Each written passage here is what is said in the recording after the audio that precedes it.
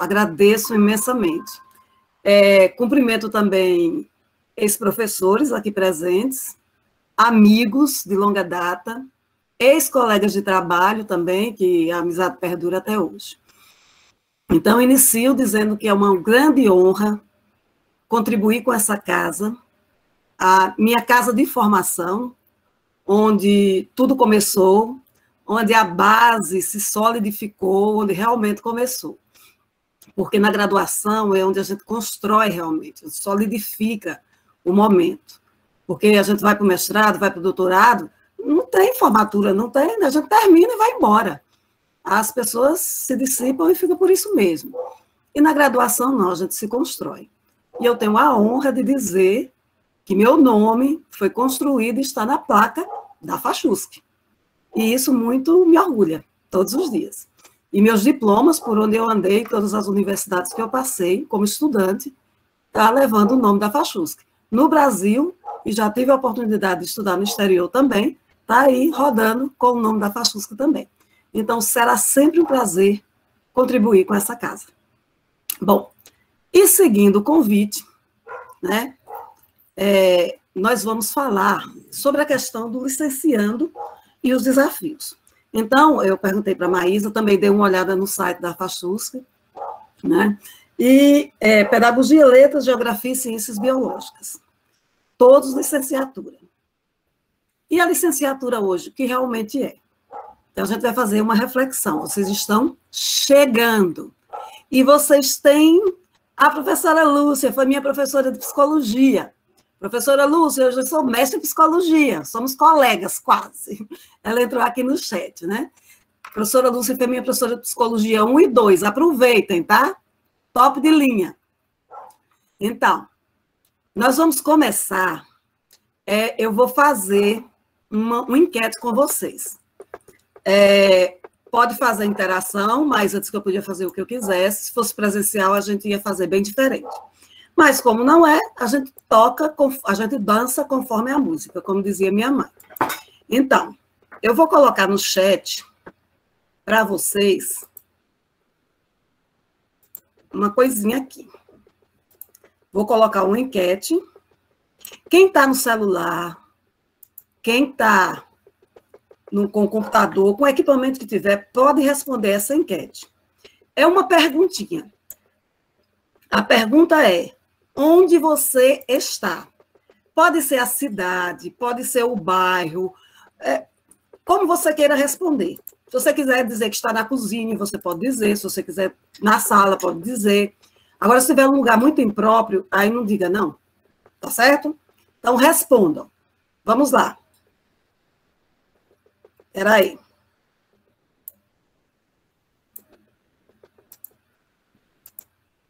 Vou compartilhar a tela. Onde você está? Se você está em uma cidade...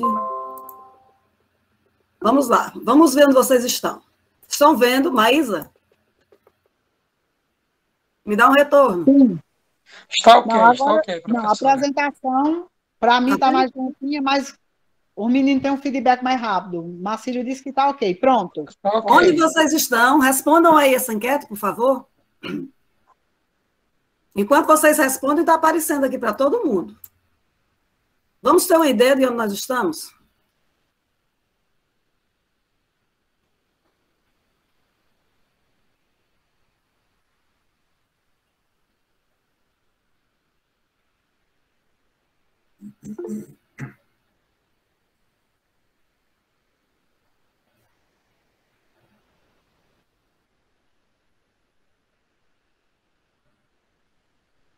Ontem a gente verdejante, a terra da minha mãe, Salgueiro, Oricuri, Serrita, Zona Rural do Salgueiro, tem uma pessoa no quarto, tem no sítio da família, tem em Conceição das Crioulas, onde mais?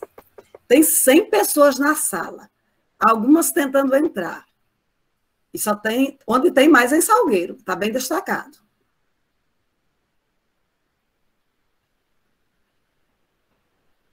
Então, nós temos, nesse momento, uma grande quantidade de pessoas em Salgueiro, uma grande quantidade de pessoas na sala, em Verdejante, em Conceição, Serrita. Então, se nós estivéssemos presencial, nós estaríamos provavelmente no auditório. Já nos localizamos. Estamos dependendo da internet. Opa, tem mais gente de Salgueiro ainda. Chegando mais gente, chegou uma pessoa de Penaforte. Estamos além das fronteiras. Muito bem.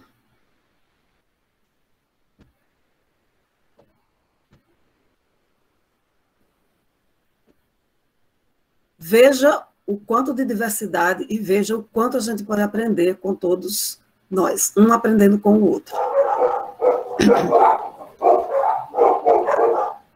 Muito bem. Então, já nos localizamos.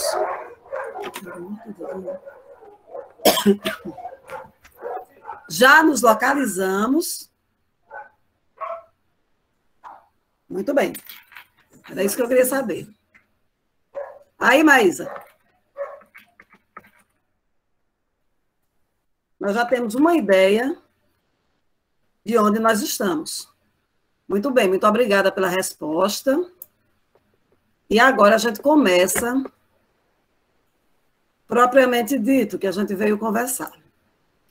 Eu deixo claro, eu não estou mais vendo o chat, não estou mais vendo nada, só estou vendo a apresentação. Então, nós vamos começar, com o tempo que nós temos. Eu não vou falar de didática, porque vocês vão ter aula de didática, inclusive a professora, o professor já foi citado.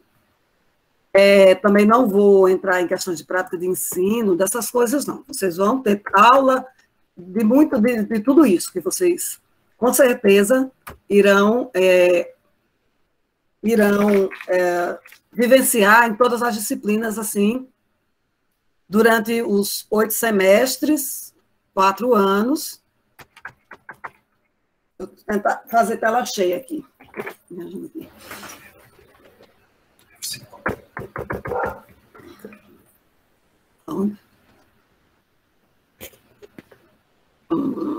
Só um minutinho, vou botar isso aqui em tela cheia.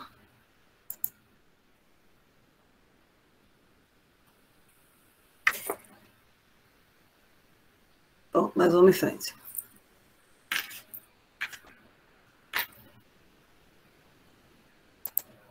Pronto, foi. De boa, vamos em frente. Eu não vou falar de didática, não vou falar dessas coisas. Vocês terão professores de didática, de prática de ensino, de todas essas situações. E aí, os cursos que chegam para fazer licenciatura. Nós temos as licenciaturas, os bacharelados. A licenciatura não conflitua, na verdade, com o bacharelado, né? E a gente tem sempre uma situação interessante. Quem está atuando já nas universidades, nas faculdades.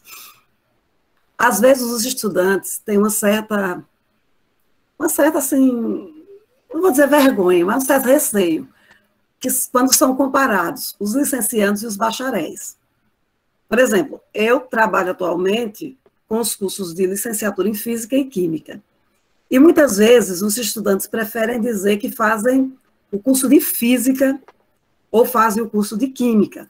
Evitam a palavra licenciatura, como se fosse alguma coisa menor, como se a licenciatura fosse menos do que um bacharelado.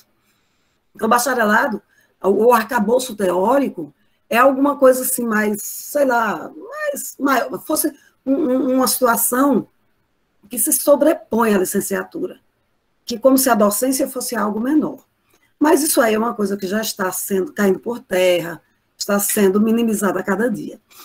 A licenciatura, na verdade, vem da palavra licença. Licença para ensinar, que vem lá dos anos 30. Mas aí vocês vão ver a história da educação e com certeza vocês vão entender direitinho de onde vem a palavra licenciatura. Então, quando o educador se constitui, como o professor falou aqui, o professor Pelúcio falou, quando esses paradigmas vão caindo, vão se reconstruindo, vão se refazendo, o educador vai se reconstruindo. E nessa reconstrução constante, dinâmica, o educador vai buscando se adaptar a essas situações, como nós estamos buscando nos adaptar nesse momento, vai percebendo que os desafios são constantes. E, dentro da questão das licenciaturas, mais constantes ainda. Porque, por exemplo, na situação que nós estamos vivendo atualmente, uma das categorias, uma das profissões que mais precisou se adaptar foi justamente o profissional docente.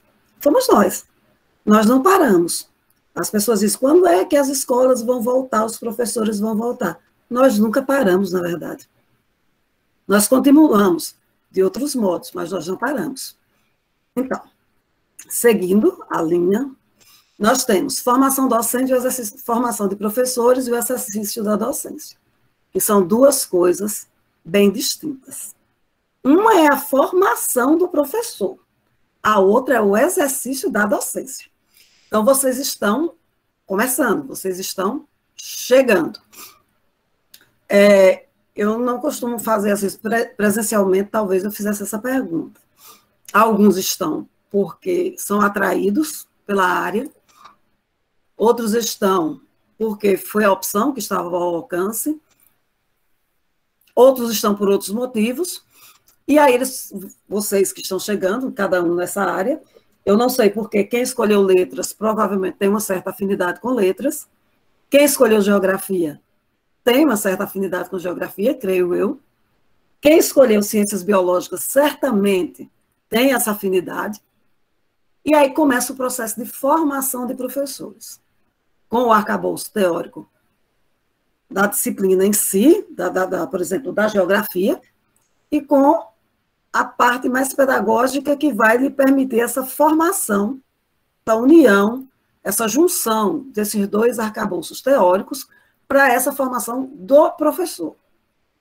No entanto, tem a outra variável, que é o exercício da docência. Formado professor não significa que o exercício da docência terá a excelência daquilo que ele foi, que ele ouviu e que ele, vamos dizer assim, vivenciou na sala de aula enquanto ele estava no processo de formação. Então, todos os dias a gente aprende uma coisa diferente. A gente não está, por exemplo, quando eu estava na FACHUSC, a realidade era muito diferente. A gente tinha uma vida diferente, um modo de vida diferente, tudo era muito diferente. Então, a gente vai se reinventando. Toda a minha geração, na verdade, era diferente. Toda a geração. A geração era outra. Tem alguém falando? Uhum. Tudo era muito diferente. Então, para seguir na docência, nós fomos nos adaptando. A mesma coisa, daqui a 4 anos, nós não podemos garantir que ainda estaremos em modo remoto, porque a gente não garante mais nada. Mas vocês começam agora em modo remoto. Esperamos que, pessoalmente, vocês comecem a trocar experiências, façam dessa formação, da troca em si, um processo, mas quando chegar no exercício da docência, aí é outra história. São duas situações bem distintas. Então, o docente, que é o profissional do ensino, tem duas situações interessantes. Além de saber sobre o conteúdo a ser ensinado, por exemplo, o professor Pelúcio, eu acredito, que é da área de geografia, não é isso? Ele sabe muita geografia. Mas ele precisa saber também, e ele precisa garantir que essa geografia vai chegar no estudante. Então, ele necessita saber ensinar sobre esse conteúdo. É aí onde entra os processos de licenciaturas. Então, não adianta eu saber muita matemática se eu não vou garantir que essa matemática chegue no estudante. Vocês já tiveram aquele professor que vira para o quadro e conversa com o quadro. E sai dialogando com o quadro, escrevendo e pergunta se a gente entendeu e vai embora.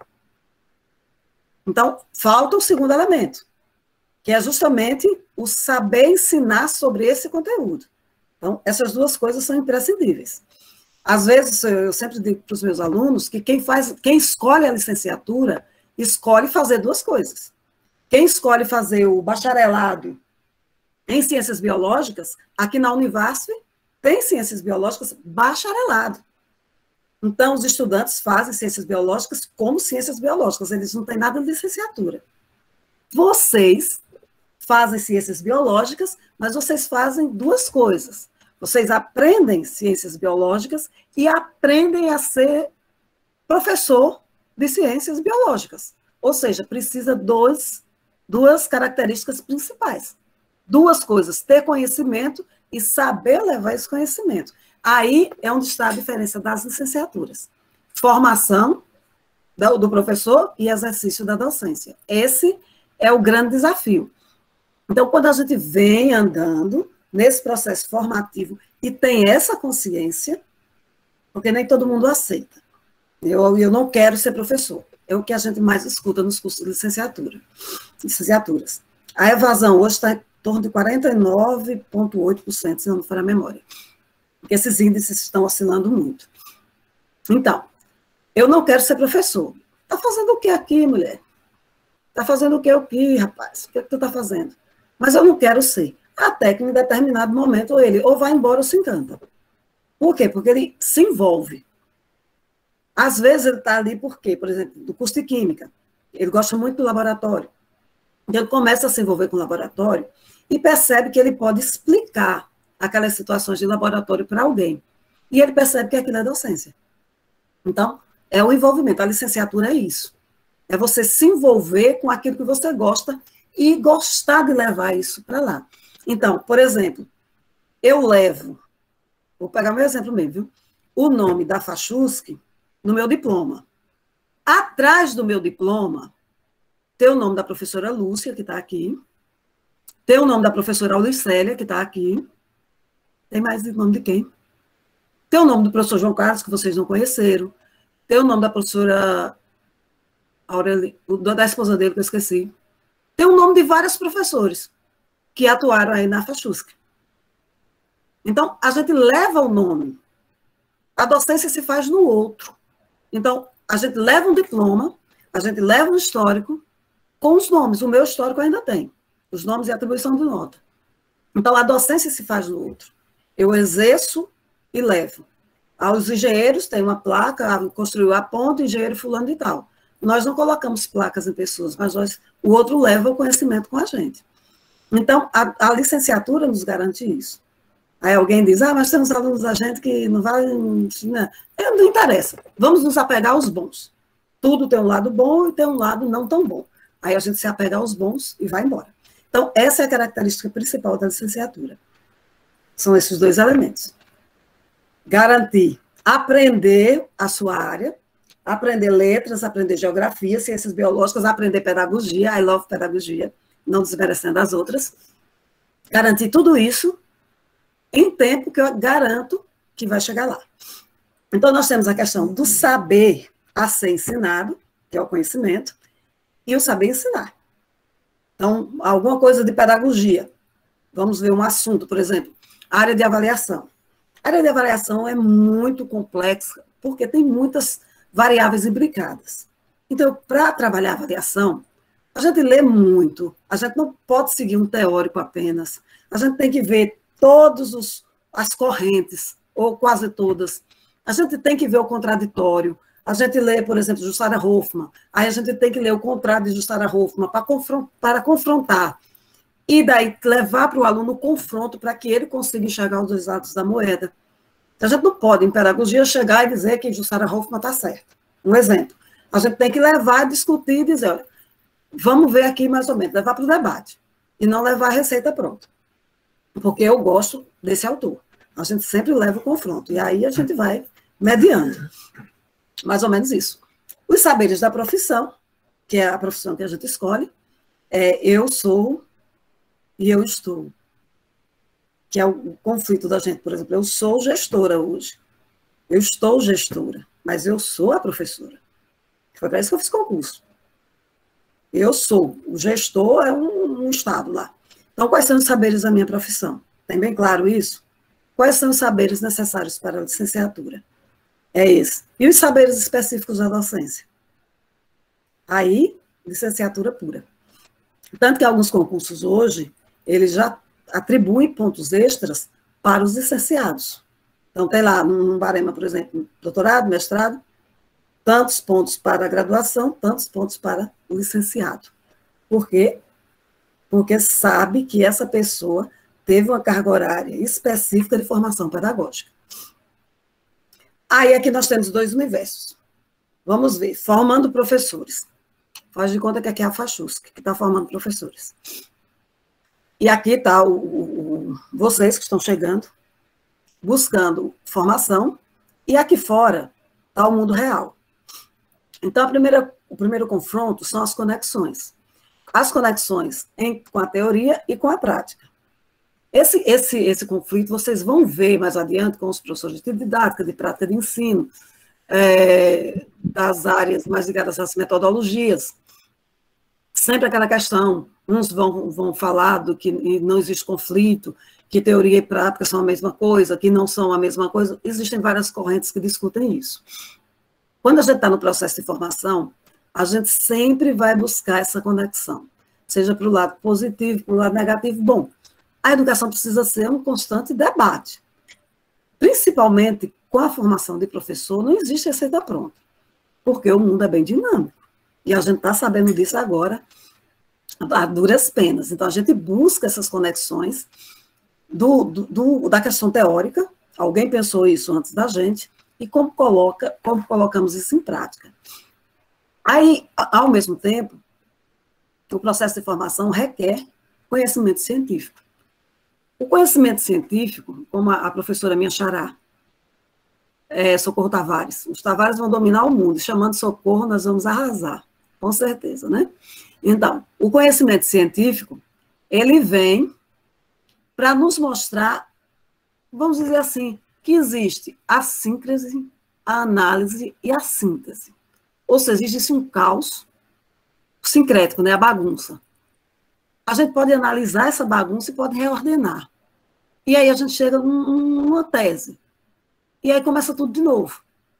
Então, não há uma linearidade, um conhecimento acabado, pronto, isso está pronto. A gente sempre tem que duvidar. E aqui, né, na formação, a gente aprende isso. A não se acomodar, a buscar sempre. Na formação também, existe aquele conflitozinho básico, a pessoa e o profissional. Há muito tempo, eu sempre ouvia falar que pessoa e profissional, que o professor é quem mais leva trabalho para casa.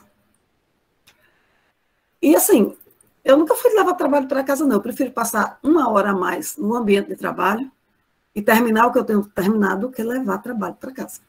Ah, mas tem que corrigir prova em casa. Eu fico 2 horas a mais do que levar trabalho para casa. Porque eu já passei o perrengue de ter prejuízos com trabalhos, porque as crianças, quando eram pequenas, rasgaram, por exemplo, uma prova. Então, eu chegava com a... Como era que eu ia explicar essa situação? Então, a pessoa e o profissional docente se misturam muito. E agora, com o trabalho remoto, nós perdemos alguma coisa com o horário, nós perdemos até a nossa postura. Nós nos misturamos muito. E, de vez em quando, eu não sei com vocês, com os colegas professores, a gente se olha no mundo e diz, mas cadê a escola? Onde é que está a escola? Eu estou aqui falando para essa câmera, e a escola está onde? O pessoal dormiu, caiu na cadeira, ainda está lá. E em determinado momento a gente está tratando de uma aula e de repente a gente... Vocês estão aí? E a gente fica assim, um tanto atordoado. E em reuniões, hoje eu passei o dia nessa labuta, tanto que eu estou com a voz bem comprometida, e aí de vez em quando alguém se cala e diz, ei, você ainda está aí? É uma relação de desconfiança, a gente não sabe se a pessoa está dormindo, se a pessoa está deitada, o que é que está acontecendo. E a gente mistura muito a pessoa e o profissional. É como se a pessoa estivesse deitada, ela estaria nos desrespeitando. Esse conflito está muito forte hoje. E ele não é de agora. Porque esse conflito já vem desde o tempo que a gente levava trabalho para casa, comprometia o lazer da família, e bom, e por aí vai.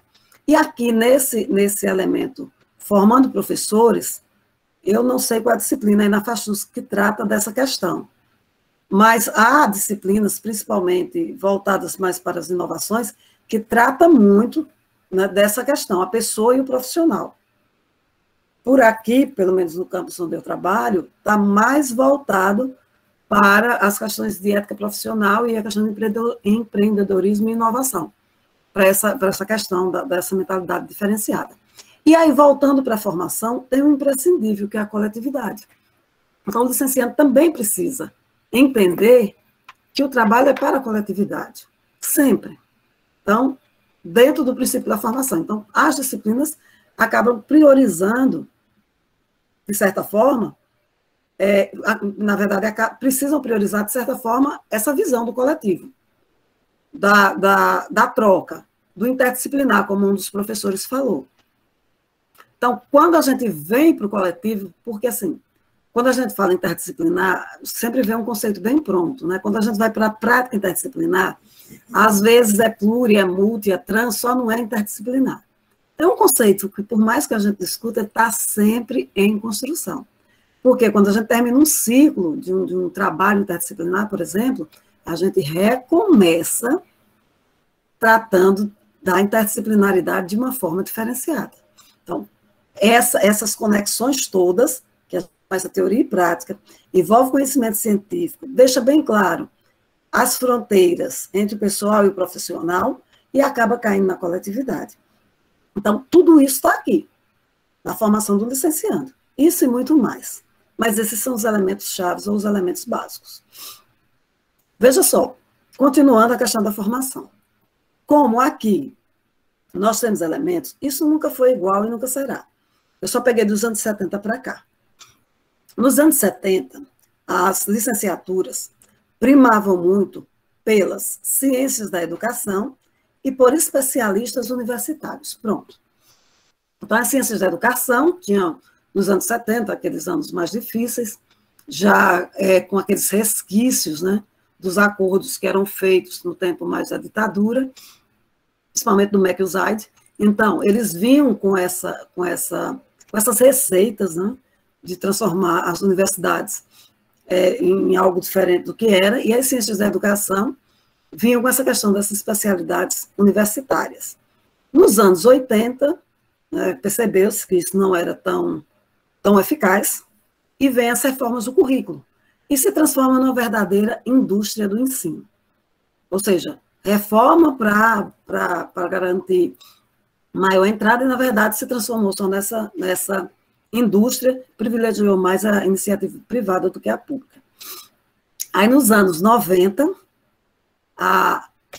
as universidades passam a tratar as licenciaturas como gestão e direção de escolas. Mas até colocou, né, que o diretor virou gestor. E essa semana eu escutei de uma pessoa, ela disse assim: eita, eu tenho que ir na escola matricular meu filho e falar com uma pessoa. E eu perguntei, que pessoa? Pessoa, porque na escola não tem mais diretor. Eu disse, é o que tem? Esse é um nome, não tem mais diretor, não. É gestor. Ah, tá certo. Ou seja, é gestor, não é diretor. E isso é resquício ainda dos anos 90. Então, a licenciatura era para formar gestores, e não licenciados, professores. Aí cai um pouquinho, aí vem os anos 2000, que prima pelas tecnologias digitais. As TICs, tecnologias da informação e da comunicação. Desculpa. Então, dentro dessas tecnologias, o que é que nós vimos? Mitos, basicamente. Que a escola se transformaria num grande centro digital. Que se os alunos tivessem computadores, laboratórios, smartphones, tablets, internet, todos os problemas estariam resolvidos. Que se a gente trabalhasse online, webconferência, não sei mais o quê, estaríamos tudo resolvido. E que tudo estaria na nuvem. Aí chegou Covid-19, a pandemia. O que é que a pandemia nos mostrou? Estávamos bem enganados. Uma coisa é estar no Instagram, no Facebook e mandando mensagem de WhatsApp.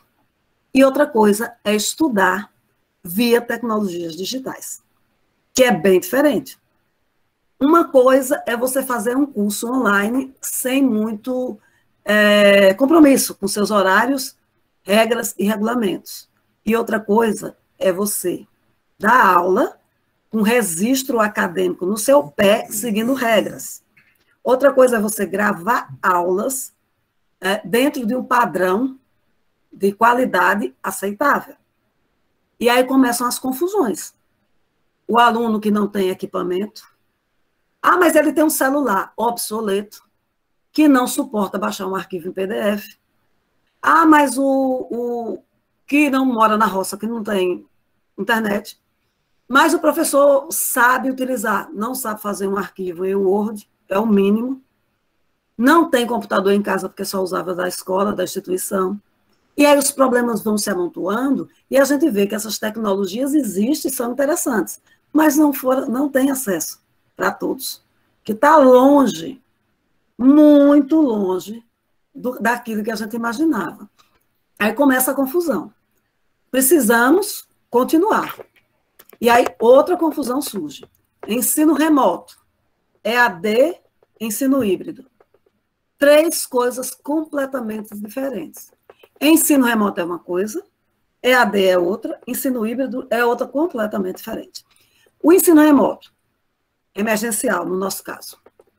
Pegamos um planejamento organizado para ser vivido presencialmente, adaptamos e tentamos vivenciá-lo em modo online, remoto, com aquilo que a gente tinha.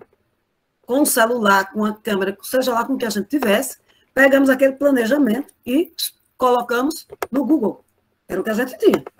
A gente não tentou o Edge, não tentou a Microsoft, que tem que pagar mais caro, a gente usou o mecanismo mais barato. Mas a gente pegou aquilo que a gente já tinha e passou para frente. Bom, isso é o remoto emergencial. A EAD, ela é planejada, basicamente, para ser à distância. Então, quando você faz um curso em EAD, você matricula sabendo que é em EAD, você sabe o dia das provas, você sabe onde está o material, tudo é à distância. Você está ciente disso. Então, é uma coisa diferente. Então, quando as pessoas dizem, e a escola está em EAD? Não, ela está no ensino remoto emergencial. Ela não está em EAD. A proposta não é essa. E agora vem com a história do ensino híbrido. O ensino híbrido, eu vou um dia, outro não. Isso aí não é ensino híbrido. Está longe, e muito longe do hibridismo.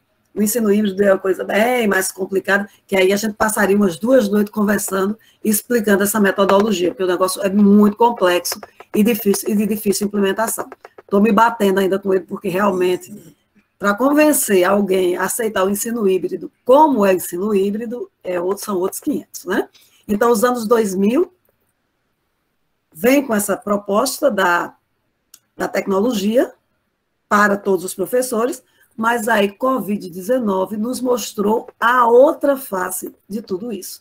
Nós estamos em 2021, ou seja, na terceira década, já nós estamos bem pertinho de 2030, e 2020 foi no instante, né? Foi um dia desse.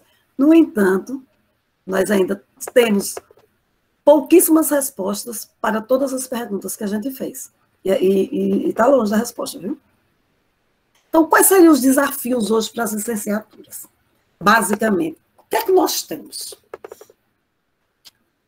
2 desafios básicos, não só para as licenciaturas, mas para os bacharelados, para qualquer curso de graduação, de pós-graduação. Mas vamos pegar licenciaturas e a formação dos educadores. 2 situações são chaves. A complexidade do mundo contemporâneo é uma delas, e a outra é a insatisfação da sociedade com o quadro atual da educação. Qual é a complexidade do mundo contemporâneo hoje? Nós temos riqueza demais, pobreza demais, informação demais, desinformação demais. Nós temos tudo demais, fome demais, tudo muito. E é muito difícil você explicar a nossa existência hoje. Então, tudo é muito complexo. Qualquer coisa que você tente resolver ou tente responder, fica difícil. Por quê? Porque você tem que passar por vários elementos e passar justamente pela complexidade da resposta para esses elementos. Então, quando a gente vai, por exemplo, tentar responder uma questão como a do ensino remoto emergencial. Vamos lá, vou dar o meu exemplo. Então, eu vou me usar como exemplo. Quando, em março, as atividades foram suspensas, eu passei o março matutando o que fazer. Então, na rede federal, começamos a nos movimentar para oferecer ensino remoto. Já que não tinha o que fazer, a gente tinha que voltar, né? A gente tinha que explicar que estávamos recebendo salário. E aí eu comecei a escrever, né, baseado em outras instituições, uma normativa para ensino remoto. Eu posso dizer a vocês que se eu escapei daquela, eu escapo de qualquer coisa. Então, os colegas, era novo, então os colegas não escutavam, sabe? Eles não queriam discutir, eles só diziam não. Né? Então, são 7 campi. São 800, sei lá quantos professores, nem lembro mais a quantidade. Todo mundo dizendo não, que a gente não vai voltar, porque isso não vai funcionar, eu não quero. Aí um dizia que quer. Assim, foi um debate complicado demais. Por quê? Porque era novo e era complexo. Então, eu vou dar aula sem eu saber, aí vamos fazer o processo de capacitação, vamos trazer especialistas, vamos convidar dentro da instituição quem domina isso. A gente descobriu, inclusive, um colega que tem certificação 2 pela própria Google. Então, vem cá, menino, ensina para a gente. Assim, foi um movimento. Enquanto isso, a normativa era estudada e voltava, e era uma confusão. Por quê? Porque o debate é complexo. A gente não podia fazer, por exemplo, eu, enquanto pró-reitor, eu não podia fazer e dizer, agora ele... Não. Tinha que haver todas essas escutas. Aí depois esbarra na outra situação. Os estudantes não têm equipamentos. Então, a reitora tem que ir atrás de recursos para garantir um mínimo para esses estudantes.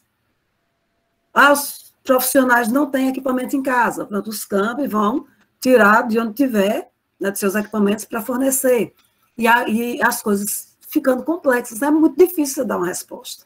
Aos estudantes que dependiam da ajuda de custo para comer, estão com fome. O recurso da merenda vai para esses estudantes, faz a cesta básica e leva.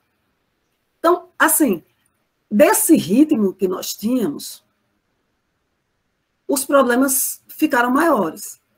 E assim, aí vem todo o jogo, esse é um exemplo da complexidade.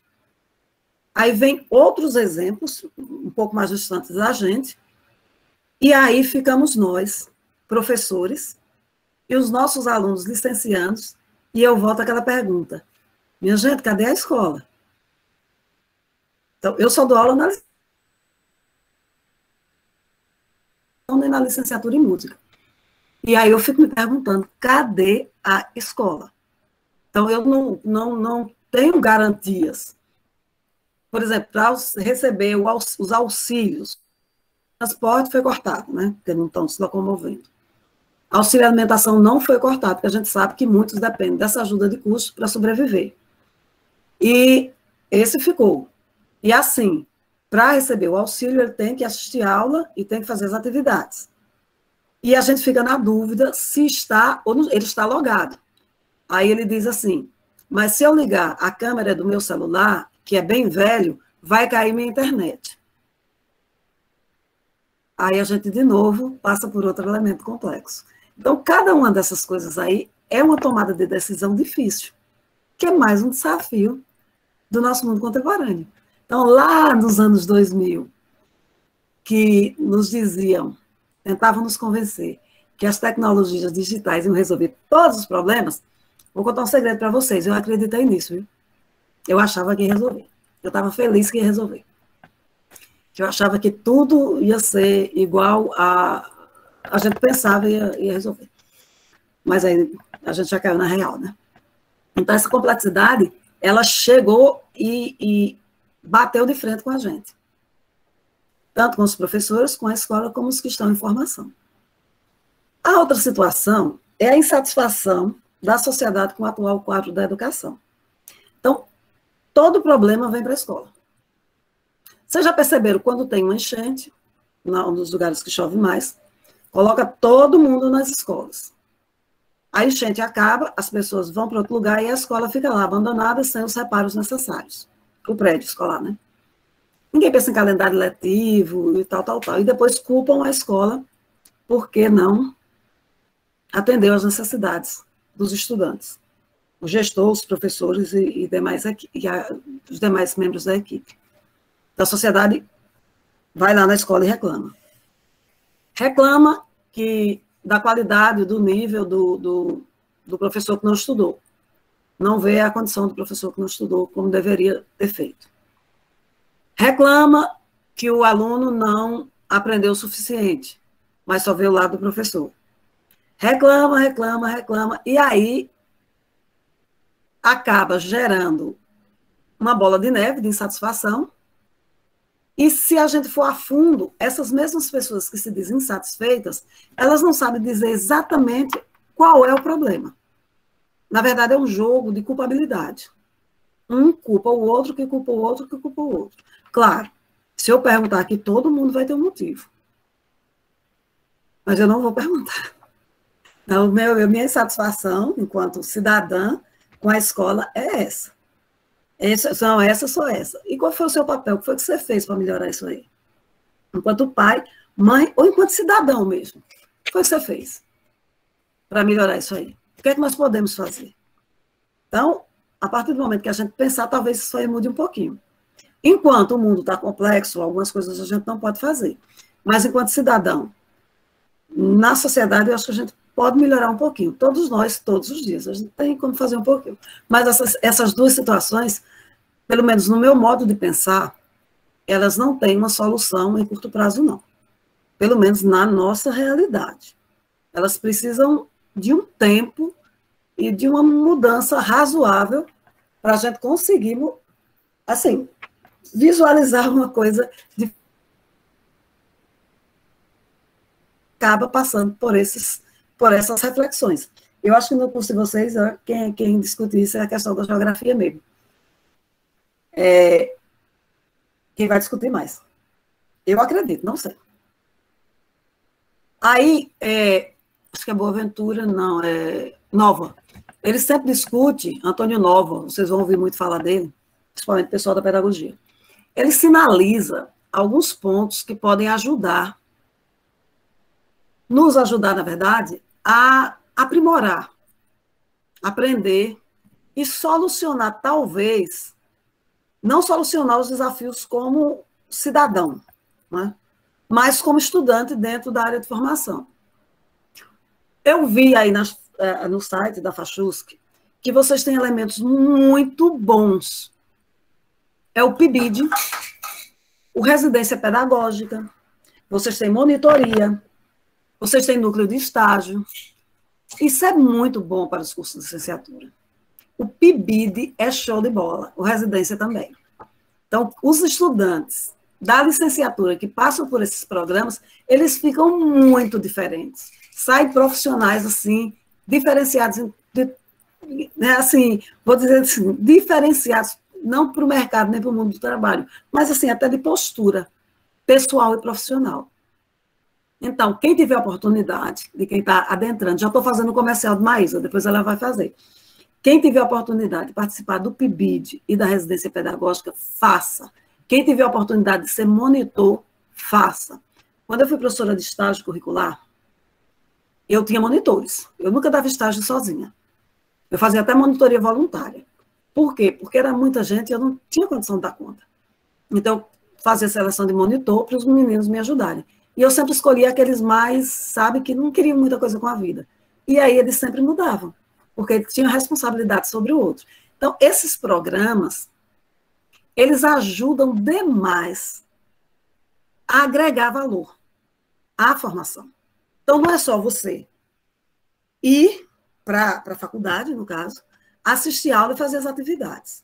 Se não houver o envolvimento com atividades paralelas, a gente não avança muito, não. A gente precisa se envolver com coisas. Por exemplo, o trabalho voluntário.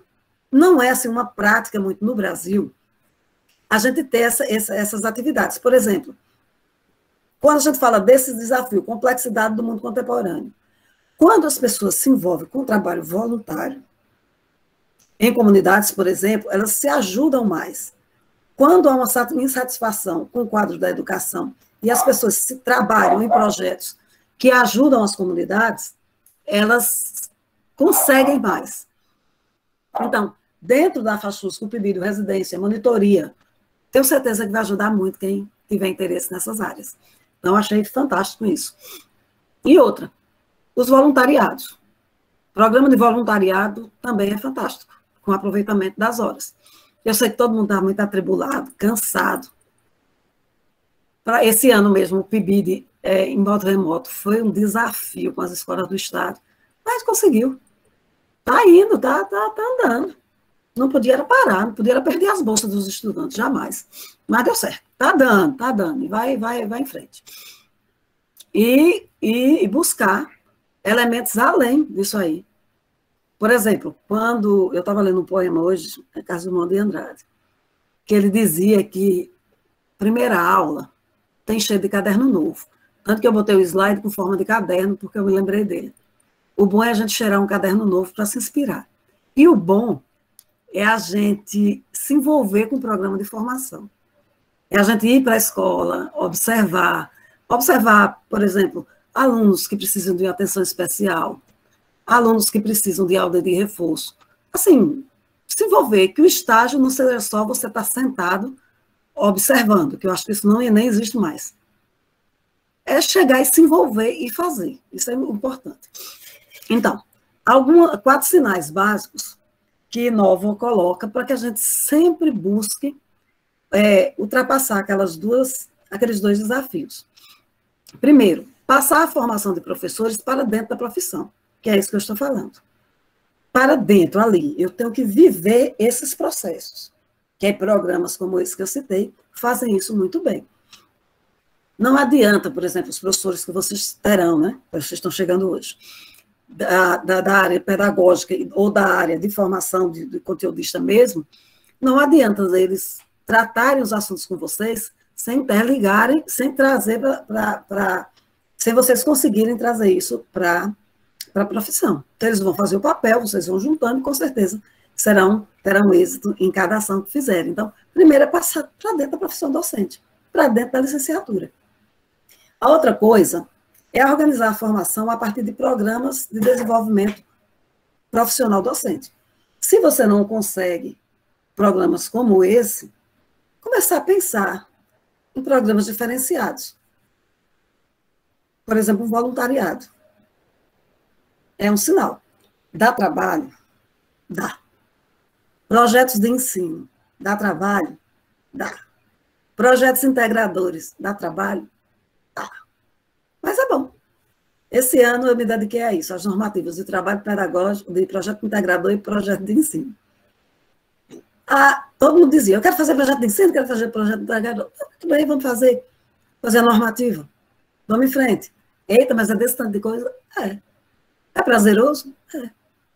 Então, depois que a gente termina, qual é a importância disso? A publicação. Organizar os textos, submeter a uma revista.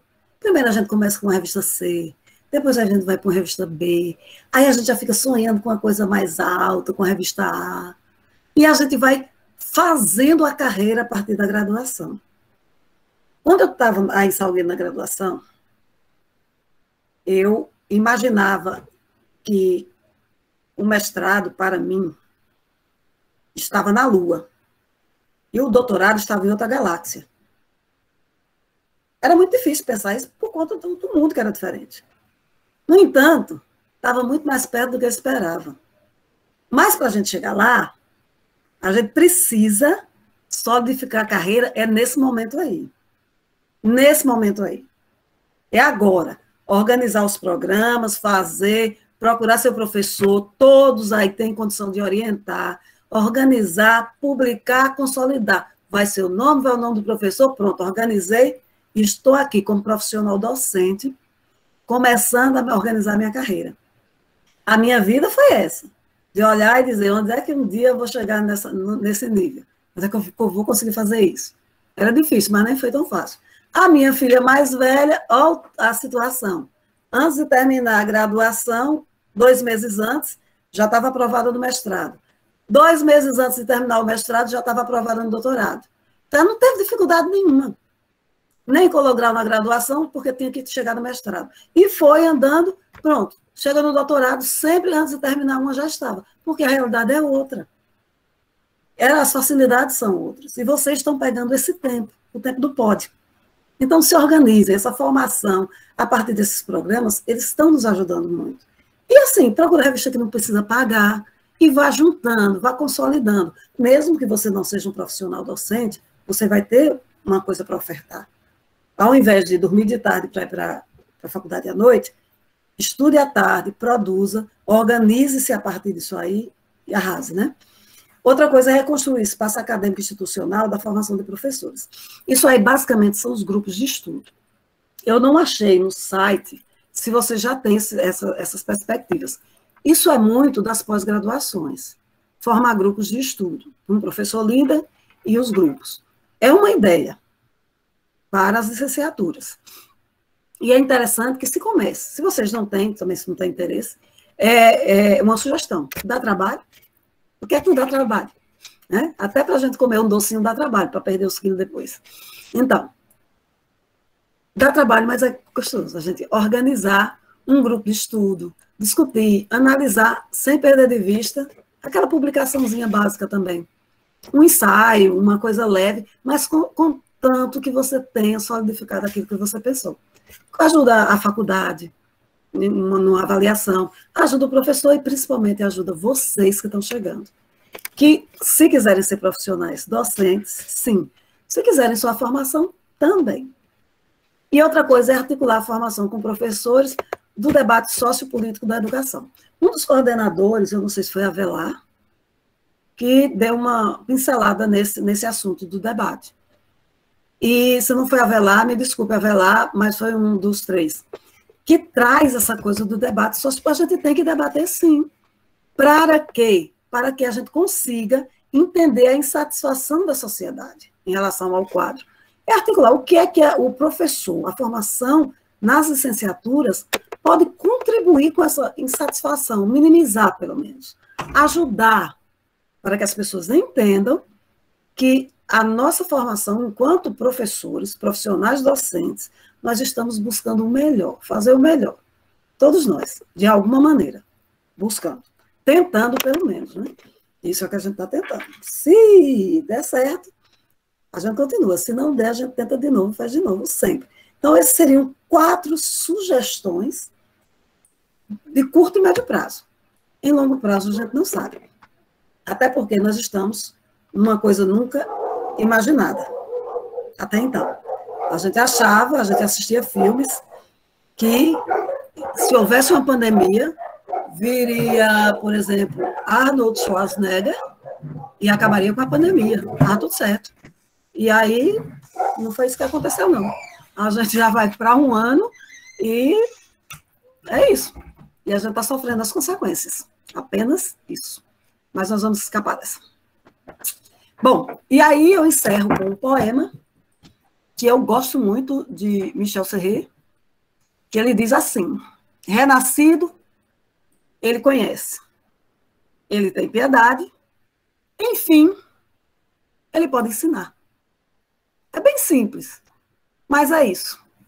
Todas as vezes que a gente renasce a partir de uma boa leitura, a gente acaba tendo piedade, não é piedade de dó, de pena, não. É a piedade em si, aquele sentimento gostoso. De você dizer, é isso, do piegas mesmo. Enfim, ele pode ensinar. Bom, estou sempre à disposição, como eu disse a Maísa. Deixa eu fechar isso aqui. Para ver aqui se vocês têm alguma dúvida. Eu me coloco à disposição.